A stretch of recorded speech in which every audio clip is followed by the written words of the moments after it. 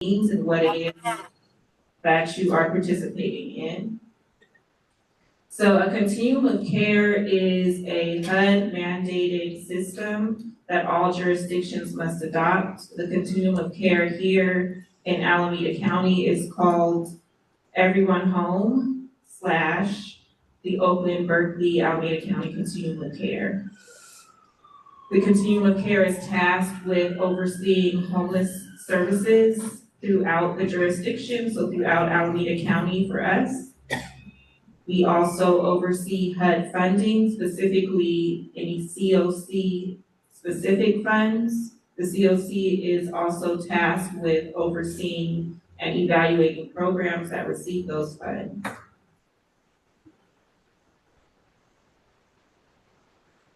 To make sure I cover everything.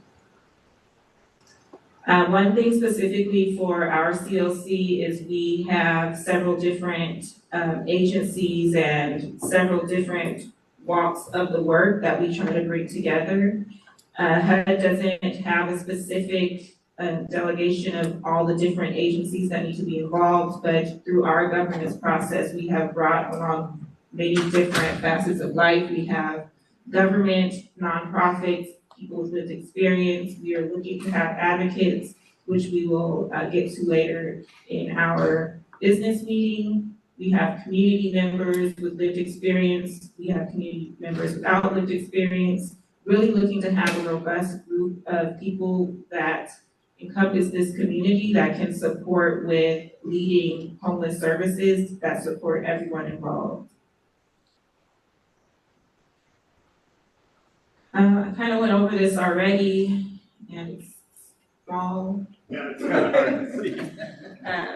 So the continuum of care, we design and implement different processes. So the continuum of care is responsible for overseeing the coordinated entry process. That's one of the systems that we support in the design. We are responsible for overseeing the NOFO process for CoC funding. We are responsible for selecting the projects for the CoC funding. We're also responsible for planning for the CoC's geographic area, which again is Alameda County, and I think that's a big piece that is important for us to all remember. We are responsible for planning for our geographical area when it comes to addressing homelessness. We rely heavily on different entities, mainly to be transparent for everyone, for understanding. You'll see on the next screen, the Alameda County oversees many of the different components of the work. They are considered the collaborative applicant for the CoC, and let's scroll to that next. I'll come back to this one. So you'll see here the 5 entities designated in the charter. So there's the backbone, the HMIS administrative, coordinated entry management entity, collaborative applicant, policy and planning entity. The backbone is leadership board. Alameda County administers HMIS. There's also an HMIS committee within the CoC. Alameda County administers coordinated entry, and they are the management entity. There's also the Outreach, Access, and Coordination Committee associated with overseeing coordinated entry and the management entity. The collaborative applicant, which again is Alameda County, and the CoC Standards, Compliance, and Funding Committee oversees the collaborative applicant, ensuring that all CoC regulations are abided by. There's the policy and planning entity, and that is our collaboration, the System Impact Committee, Outreach, Access, and Coordination Committee, CoC Standards, Compliance, and Funding Committee, as well as the Leadership Board are all responsible for policy and planning.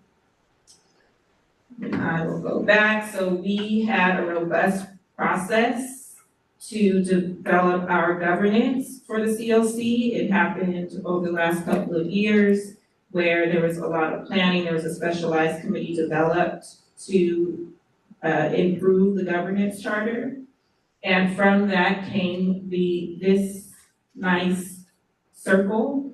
And you can see all the different committees and you can see that they are all wrapped tightly by the Racial Equity Committee. The Racial Equity Committee is a big component that has been added to our CoC.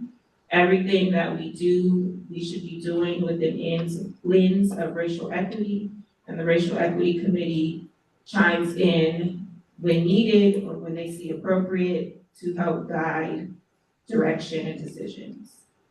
And then in the center is the leadership board, who makes the ultimate decisions for most of the activities of the CoC. We also have, you see on the outside, the Youth Action Board, the Champions Council, and the Funders Council, and those are other, I call them ad hoc committees that support the CoC as well, that have specific functions that you can gather from their title. Next, we'll have an overview of the state of the CoC and several other committees. Thank you, Simone. So this part that we're going to go over right now is what we've been doing for the last year.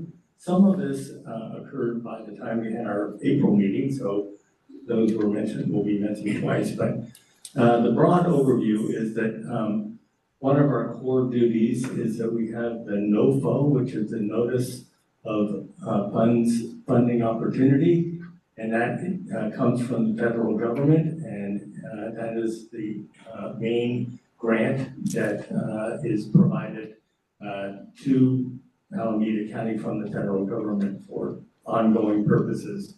And this happens once a year. It jumps around in the year. So we established a year-round work group just because there's always something to do to prepare for that, to modify the applications, to encourage more people to apply, that kind of thing. So we have completed the NOFO for 2024, and we will be discussing that later on this afternoon, and you'll see what we funded for this year. So we've also, we have to do some housekeeping things, which are the policies and procedures manual. We have, the leadership board has voted on some modification to that in the charter, and you will actually be able to look at those today. They're on the charter modifications are on each table, and they are available for you to review, although we will go over them again in a little while. We've also completed a survey of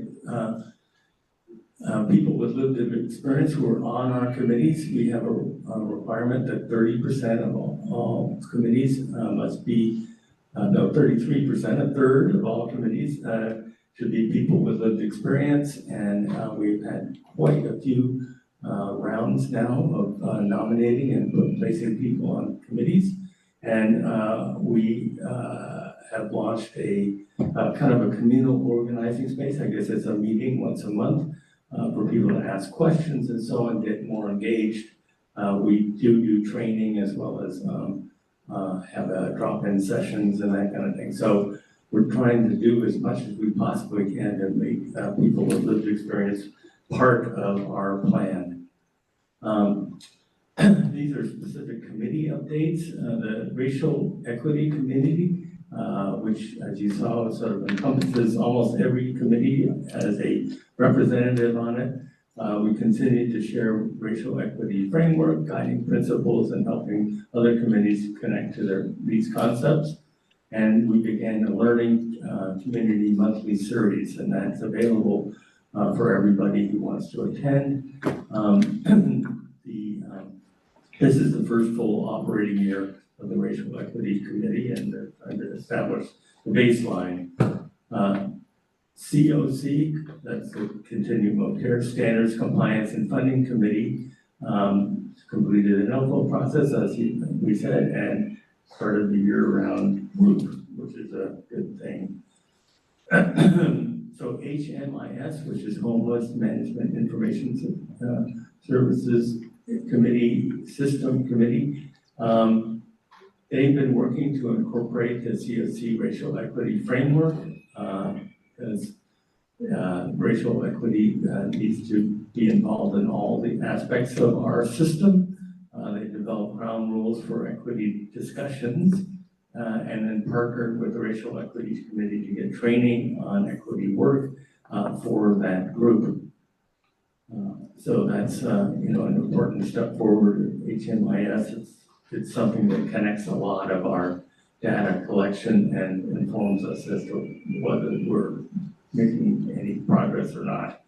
The Housing Capacity Committee has been working with HCD, that's Housing and Community Development of the County of Alameda, on a survey of rehabilitation and preservation needs for shelters, and that's part of the 10-year plan, which you will hear about this afternoon, and hear about the Housing Capacities Committee's plan, opinions on what needs to be done there.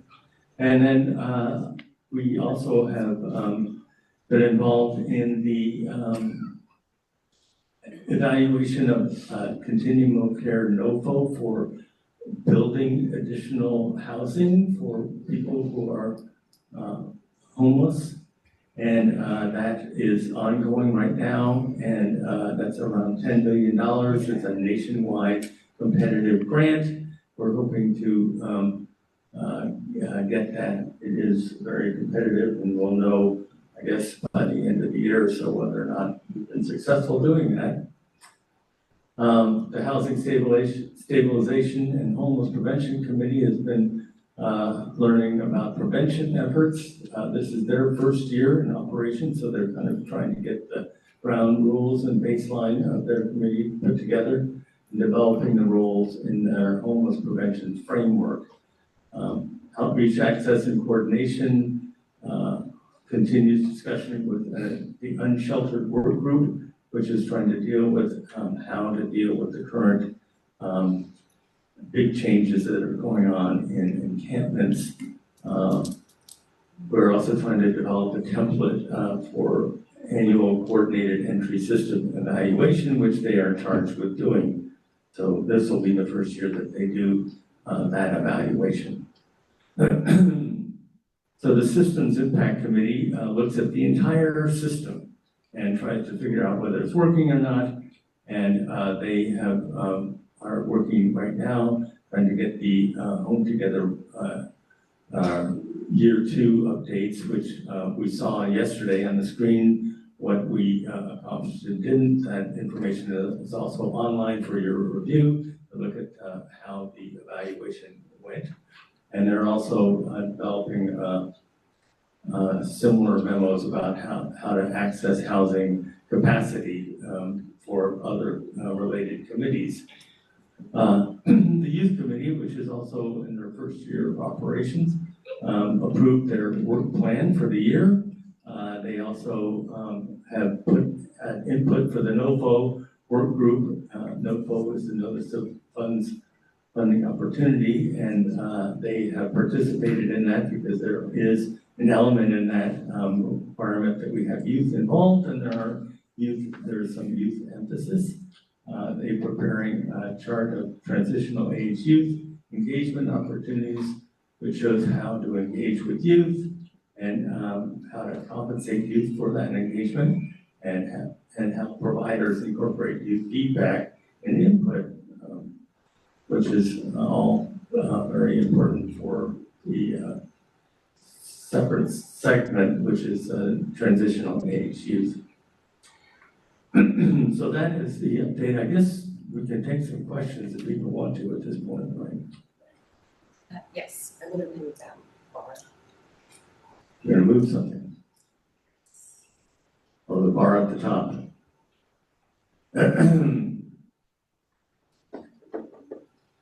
So I know that's kind of a mouthful, but and it's sort of the overview of the structure. We've done this a couple of times in a row now, and these things that the committees are involved in is of great interest to the committees themselves.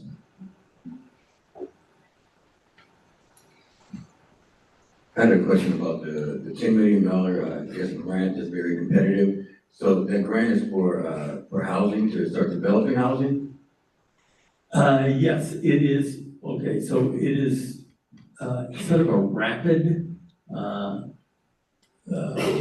quick deadline, and it's only basically to be used for the development of, bricks and mortar, a place to buy a building, or to build a building, or to improve a building, and then some of the related services with that. And so it has to be used within 3 years, completely used within 3 years. So almost all projects available for that are ones that are in the final stages of their funding. Okay, it just, the only reason why I ask is, for housing, it just seemed like it's not a very, big amount. Oh, no, it's not. Yeah, and I'm just curious, like, why, if we know that we have such a crisis right now, why isn't the government allotting bigger amounts? Of Good money? question. We should get a lot more money than $10 million, sorry. So the projects that they're looking at are 30 million, 70 million, something like that, and it's just the one piece that will kind of finish it off. Well, is that, you said it has to be used for 3 years, I think, but can that amount be banked and collect interest on it? And then can you apply for it every year and then like have a lot more money after 3 years and then use it? I am not sure about the No, acquisition guidelines of the government, so they probably only hand it out when they collect the interest. But it's just that'd be a good idea. one-time funding, no interest, and like Mo was saying, the purpose is to be kind of the final piece of the funding. So applicants had to already have projects with funding, and they just had a gap, and this 10 million would fill in that gap, and there was only one project that can be selected. Yeah, just one.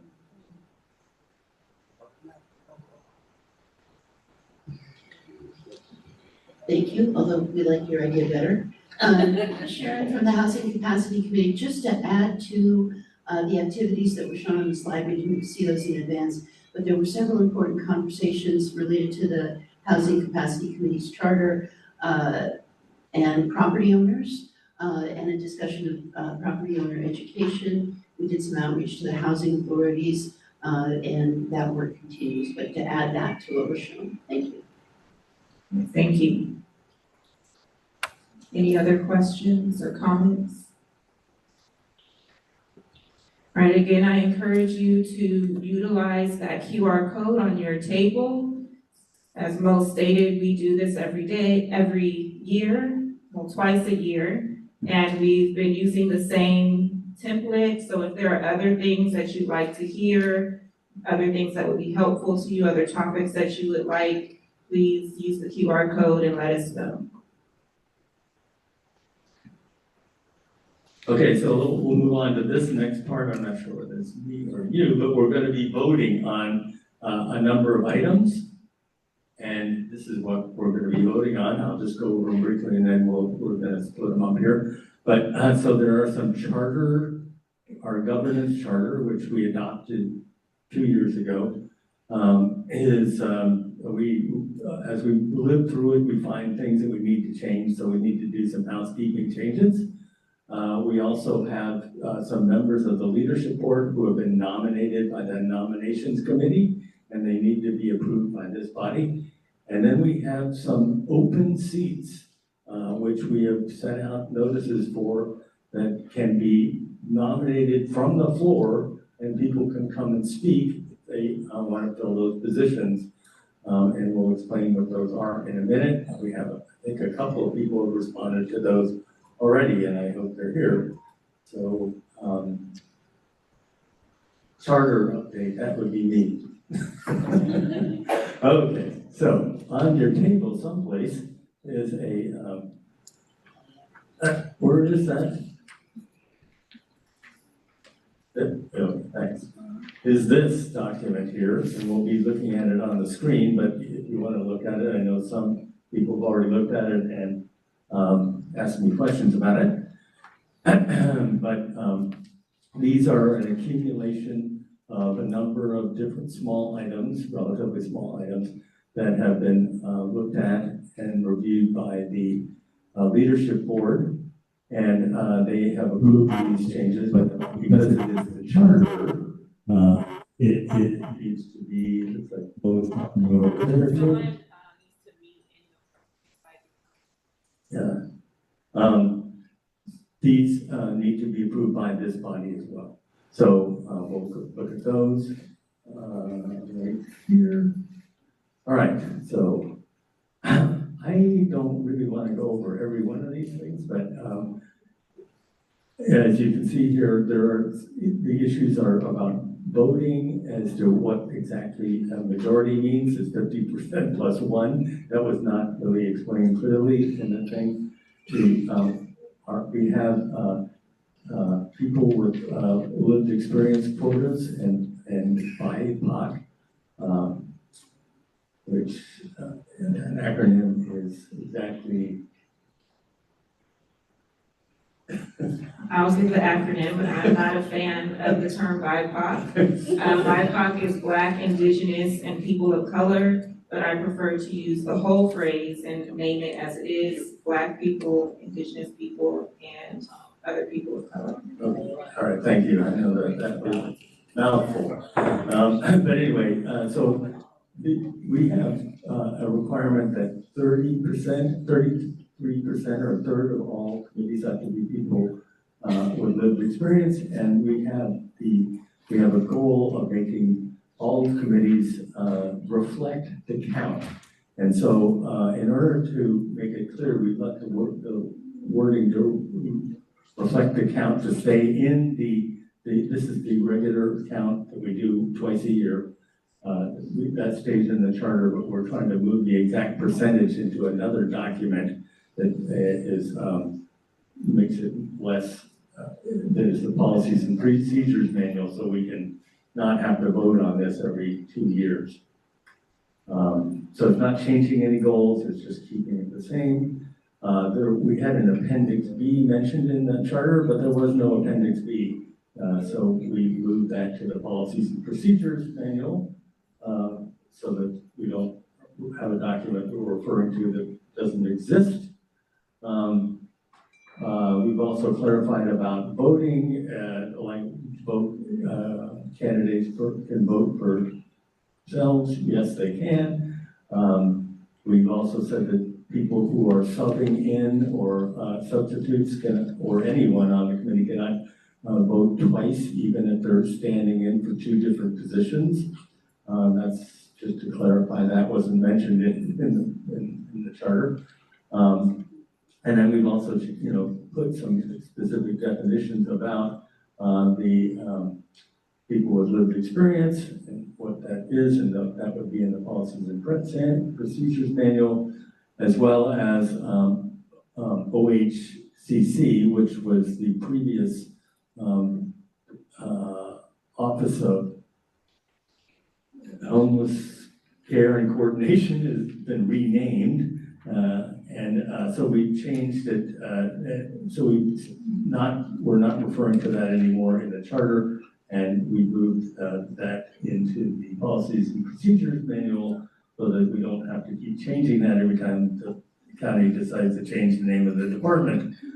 So those are the housekeeping things here, more or less. And we can take some questions now, or we can go right to a vote. This would just be a hand or aye or nay vote. So questions?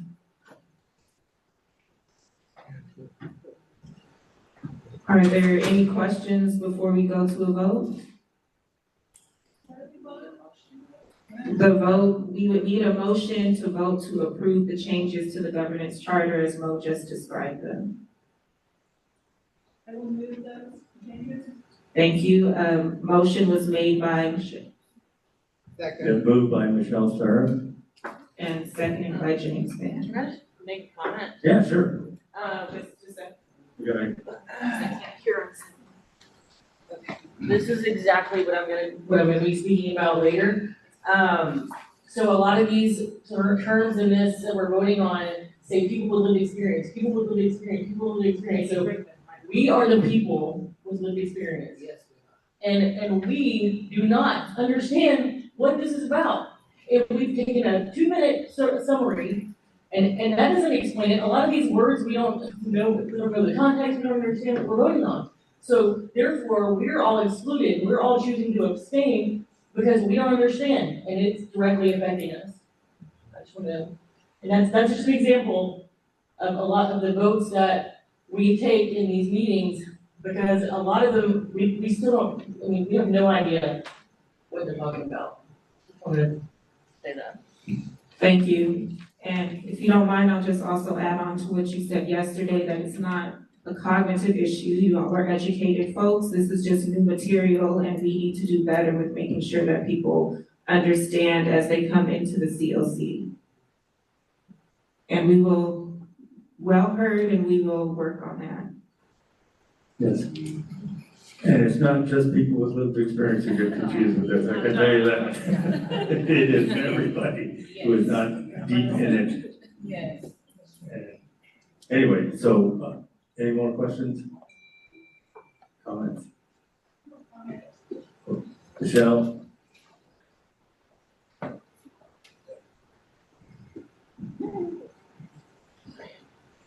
This charter is a largely bureaucratic document. It's not really intended to talk about the functioning of our home system.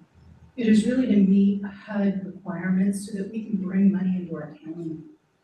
And over the years, we have made it more complicated than it needed to be. The changes that we've worked on in the last 3 years, and we've been working on it since the pandemic started, frankly, was really intended to broaden participation, make sure we have sufficient committees that address specific issues.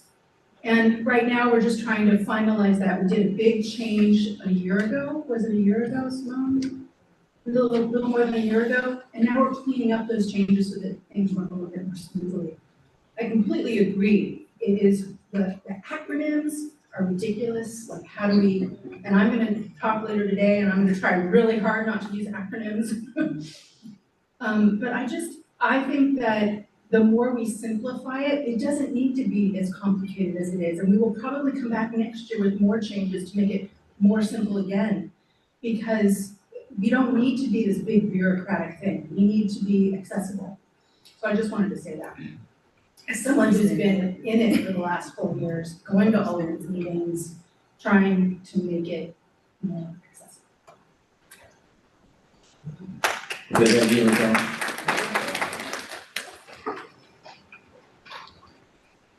Oh, another question in the back? Don't worry, you guys, I'm not gonna go up there and go. I'm speaking with somebody from Lake Town.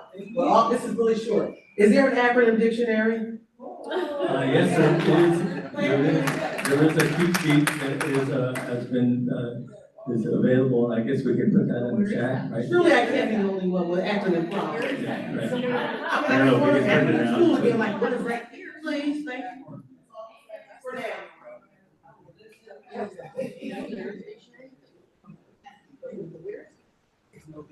Okay. So, it's been moved and seconded. All in favor, say aye. Aye. All opposed, say no. Then the motion passes. Thank you. Oh. Any abstentions? A number of abstentions. Okay. And we're not doing a vote count here, but since there were no no's and a few abstentions, which don't count anyway, the motion passes. Thank you very much. We will get on to easier things now. All right, now it is time to vote in new committee members. So we have 2 votes to take or well, technically, potentially 3 votes. The first is voting in new leadership members that were nominated by the nominations committee. And then we have 2 potential votes. These votes are for people who are voted in by the committee at large, so the group here today in the room and on Zoom. According to our governance, these 2 seats are voted on by the committee and not nominated through the nominations committee. So before we do the first vote, I just want to put these out there in case anyone's interested. They can take about 1 minute to prepare. So the first seat is a representative of a policy advocacy group or affordable housing advocacy group. Not yet. The second seat is a representative of a public housing authority. So for these 2 seats, if you are interested, once we call for interested candidates, you will be asked to stand and you'll be asked to introduce yourself, to give a quick, brief overview of who you are, why you're interested, and an example of the work that qualifies you for the seat. So I just wanted to put that out there for those who are potentially interested to prepare themselves to stand and speak. And then we will have a vote. The vote results will not be immediate. We will take a vote through our QR code. So the QR code is here on your table. If you don't have access to use the QR code, you can use an index card and turn the index card in to Kim, who has her hand raised on the side. Oh. All right.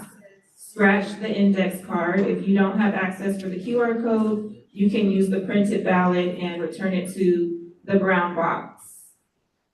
If you are on Zoom, you're using the QR code, right? Yes. Okay. And that information is being placed in the chat so that you can click on it through Zoom.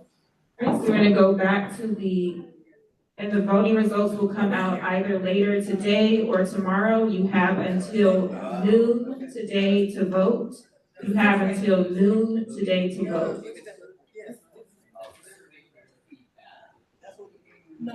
Right, so we have 5 people that have been nominated by the nominations committee for the leadership board vote. This vote will take place now here live with a yay or nay.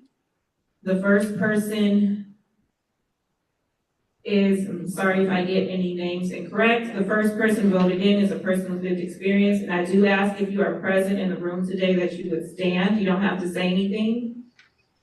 Isamar Ochoa Dominguez. The second person is Caroline Topi. The third person with lived experience is Elsie Lee. Then we have a nonprofit homeless service provider, Kalani Smith from Lifelong Medical, and another nonprofit homeless service provider, Marcel Lloyd from St. Vincent de Paul. So these 5 individuals have been nominated by the nominations committee to join the leadership board's vacant seats. Do we have any questions before we make a motion? All right, so we would need a motion to approve these individuals and a second. All right. And a second? I second that. Okay. All right, we have a motion and a second. Let's see. Did you have a question? Okay. I don't know, are you? Okay. All right, so we have a motion and a second, so all in favor say yay or raise your hand. Yay. Any abstentions? Anyone voting no?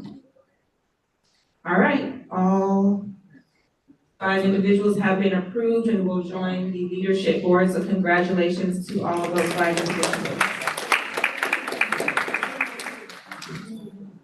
All right, the next vote is for a policy advocate or an affordable housing advocate.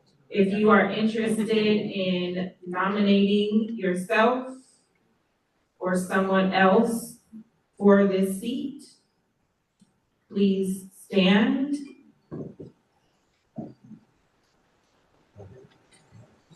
I see 2 individuals. Just one quick question, were there any that came in On Zoom. on Zoom or any other format? Just is. Okay. I'm gonna start back in front. So are you nominating yourself or someone else? Okay. You wanna come up here and let everybody, Okay, my name is Deidre Wan, and I sit on several committees, and I am a leadership person. I brought a guest yesterday, her name was Angel Smith, and I want to nominate her for the affordable housing policy advocacy. So she is a property manager. She works for Mercy Housing. They are in the business of developing and building communities nationwide. She has 20 years of experience. She's a person with lived experience, and she is also BIPOC. So I want to nominate Angel Smith for this position. and her name is, Angel Smith, if you met her yesterday, you know who I'm talking about.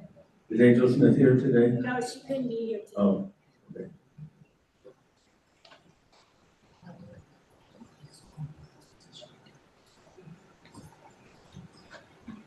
Okay, there's a question about what this position entails, but I'm gonna let John speak. Maybe the position entails.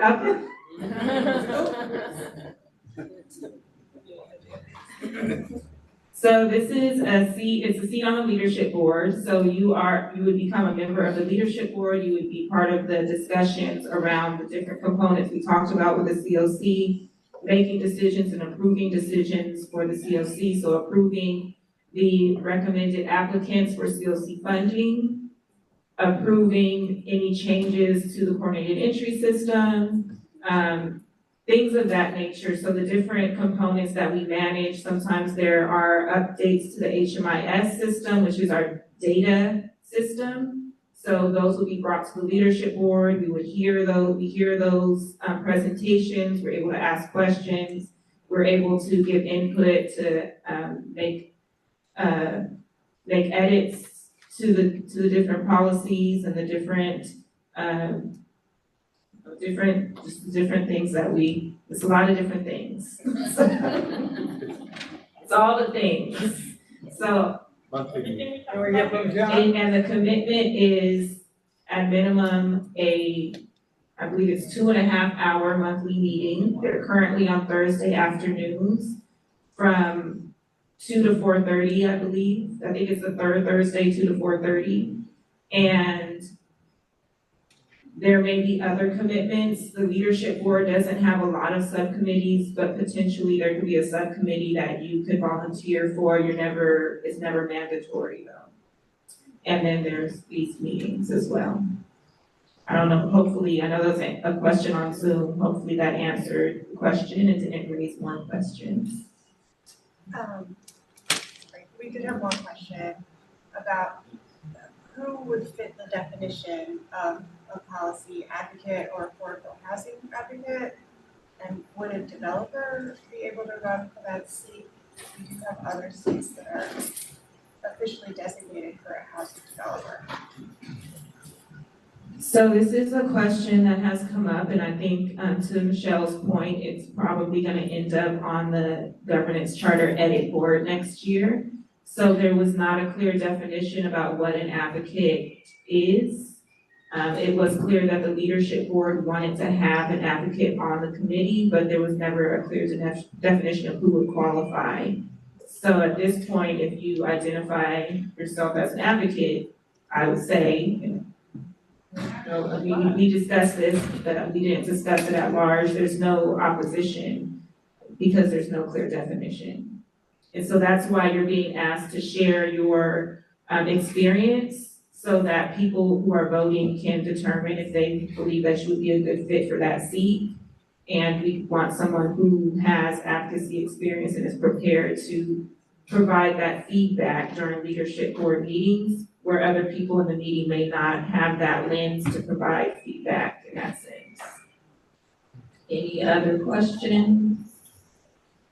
And I'm gonna now pass it to John to give his spiel. Wow. My name is John Janosko again, and I was homeless for 10 years on Wood Street, and other places in Oakland.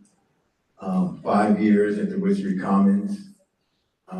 I think this would be a perfect opportunity for me, someone with all this lived experience and experience in advocating for other unhoused people.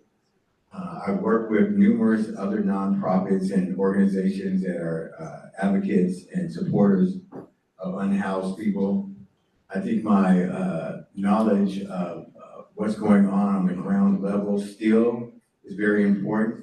And also it'll be a great opportunity for someone with a lived experience to start learning on another side of all of this that's going on with this advocacy and these different boards and the policies and procedures and the stuff that really, I guess, slows the progression of housing being built and stuff that I need to know and to help make me a better advocate out there. Wood Street Commons, most of you guys, I think most of you guys have heard about it. What it was a self-governed encampment, what we're talking about now, sanctioned encampments. For ours, we just did it on our own. But it was a place where any unhoused people throughout Oakland could come at any given time and get resources, food, shelter, clothing, support, referrals to other organizations like Lifelong Medical, Lifelong Dental, also HAC, which connects people with SSI and helps them with their GA. What we're talking about now a little bit, I see this self-sanctioned encampments there, and it's something that actually really needs to be implemented in our city. And I think me being connected with this here could also help to push those self-sanctioned encampments along, because we need an interim space for people to live, people to be, a humane interim space for people to be until, housing is developed for people. Yeah. Didn't really think this was gonna happen today, but thank you guys for listening. Thank you, John. How many seats are open? These two. One seat for the applicant and one seat for a representative of a public housing authority. And we have one speaker, one candidate on Zoom, Sujay Ruiz. If you can unmute and speak. Suhey Ruiz. Yes, thank you. So I'd like to really be considered for this role. I appreciate people that are advocating for our housing and services. I have been both in the system and part of creating changes in the system. I have lived experience as both homelessness and survivor. So I really take that seriously, and I want to work towards creating more support for our homeless and people experiencing unhousing. I have also worked in supportive housing. So I've seen the system of the CoC and HMIS, and I just want to be a part of the change and bringing more housing support to people and making it accessible, both in language, I totally agree with that, and also in just the services that we provide. So I appreciate the opportunity and thank you all.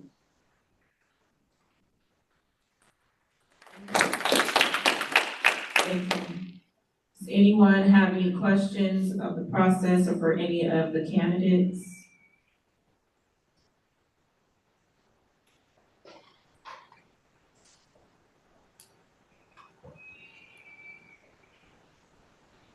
So the representative for a public housing authority should be an employee or affiliate of a housing authority. And affordable housing advocacy should be affiliated with an entity or no? Okay. Thank you. So a representative of a public housing authority would be directly associated with the housing authority, and the advocate does not necessarily need to be an employee of an agency.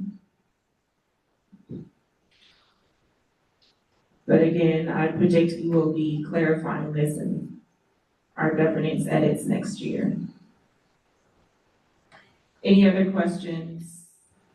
Will paper ballots be passed out? Yes, if we can do a second check to make sure everyone has a paper ballot. If you don't need a paper ballot, if you just throw your hand up, we'll make sure that one gets brought to you. Okay. There we go. One there.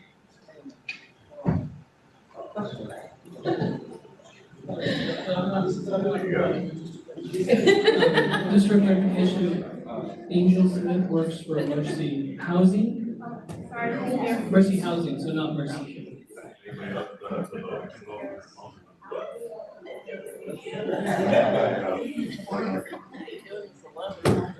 All right, so if you can cast your vote, you can do that independently and we will collect them. If you are a candidate, you are able to still vote. We'll move on to the last seat. A representative of a public housing authority. If there's anyone who would like to nominate themselves or somebody else, please stand or raise your hand in Zoom.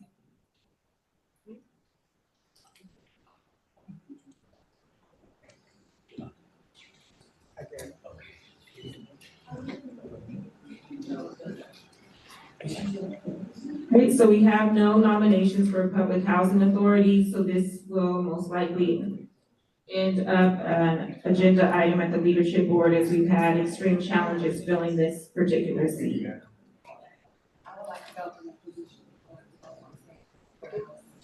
You work for a housing authority? I work for the San Francisco Housing Authority. You have to currently work for. No, I don't. I don't, okay, and I sat on the draft board for the housing authority, but I don't really work.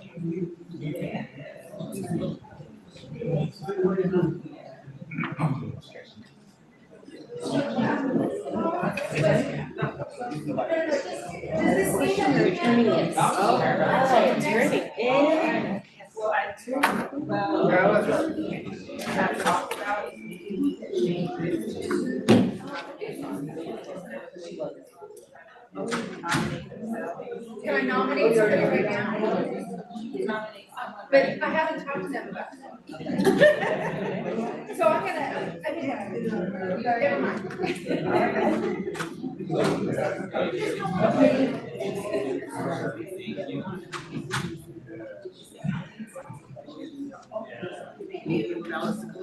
All right, so if you can vote and submit your vote either in the box or through the QR code, and that will conclude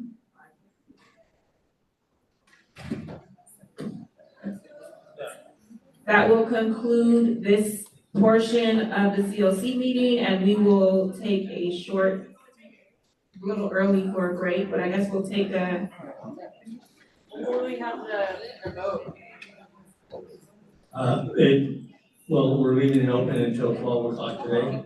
We actually have 30 minutes before we take a break. Is there anything that anyone wants to say or any questions anyone wants to ask? You have plenty of time, or you can have some extra time to mingle and network. How much time, do we get more than 2 minutes? She got 30 minutes.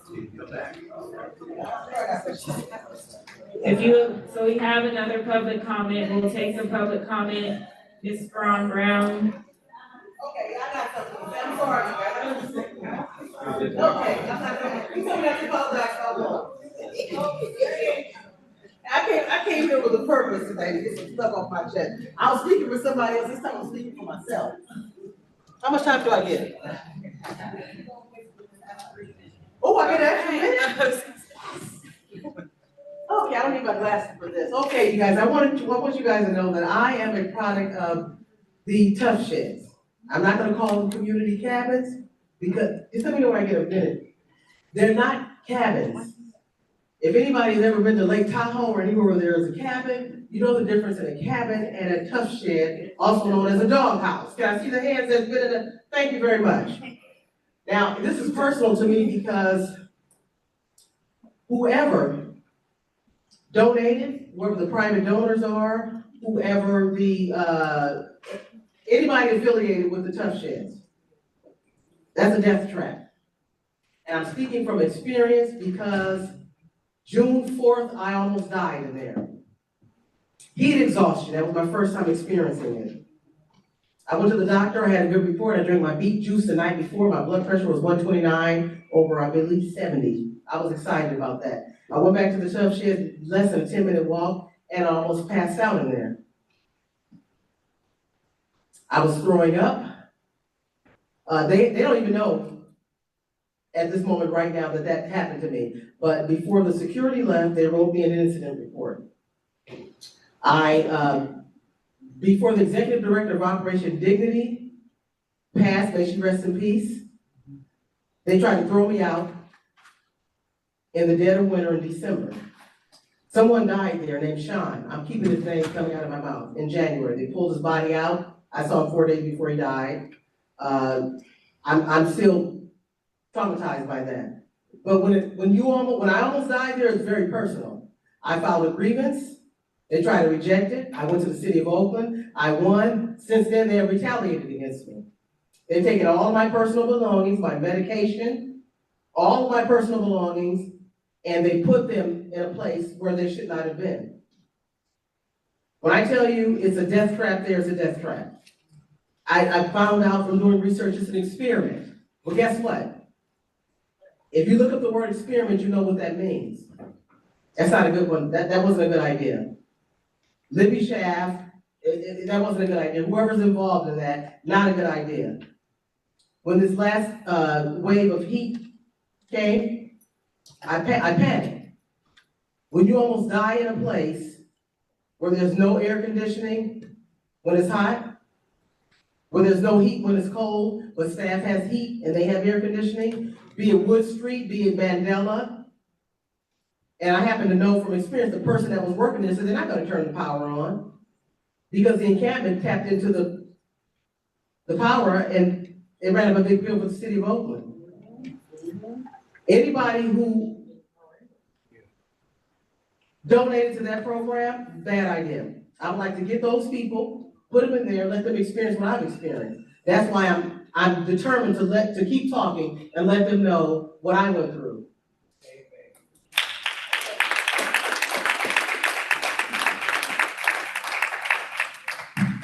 Thank you. We have a question from James Van here. Is HMIS accessible to the public? The meetings are accessible to the public. This is Homeless Management Information System, but I don't believe the database is accessible to the public. No, the meetings are accessible to the public, yes. So I can give an overview. HMIS is the homeless data system that's mandated by HUD for all jurisdictions to use. In Alameda County, we use Clarity as the agency that develops our system. In order to gain access to that system, you have to be associated with an agency that provides homeless services. And you have to be approved by Alameda County in order to get an account. So you cannot be part of the general public to access the data. The data is confidential as it has a lot of personal information in it. Are there any other questions? Any other questions, comments? Well, I encourage you. I have one really fast, well, it's not really fast, I'll make it fast. So I was told that this is not the right audience, but I'm bringing it up anyway because that's the way, that you make change and make things happen. So I work for Rising Sun Opportunity, Center of Opportunity. It's a school for low income people in West Oakland. It's a pre-apprenticeship program. We help people get union construction jobs. We have a lot of clients that are homeless or living in shelters. And I believe June, or I'm not sure what month. But anyway, one of our participants, Marcel Jones, was living in a shelter in Berkeley. And he was shot and killed in that shelter. And he had many times had complained, other people had complained about this man that shot him. He was on the bottom bunk, this man was on the top bunk. The shelter consistently ignored him. The guy that shot him was older and racist and had said a lot of racist things to a lot of the clients, made a lot of threats to a lot of the clients, and the shelter ignored it. And in the end, Marcel was shot and killed. And he was one of our best students. Like, he was about to get the award for the most resilience in our class. Like, he was amazing. He had a bright future ahead of him. He wasn't doing drugs. He wasn't any of the typical things people think of when they think of a homeless person. And I just want to say this because we've got to do better. The shelters have got to do better. They've got to provide safety. I know I was in the tub sheds, the community cabins, but I can call them tub sheds because I was in them. And so in the tub sheds, and it wasn't safe. Like, there was no aspect of safety. And so I just want to bring this to your attention because I feel like we got to do better. And I don't know who the right audience is, but I'm sure one of you out here does know who the right audience is for me to bring this to. Because I think that it needs to be brought to their attention, brought to their doorstep, and for them to really scrutinize how these places are running their shelters. Thank you.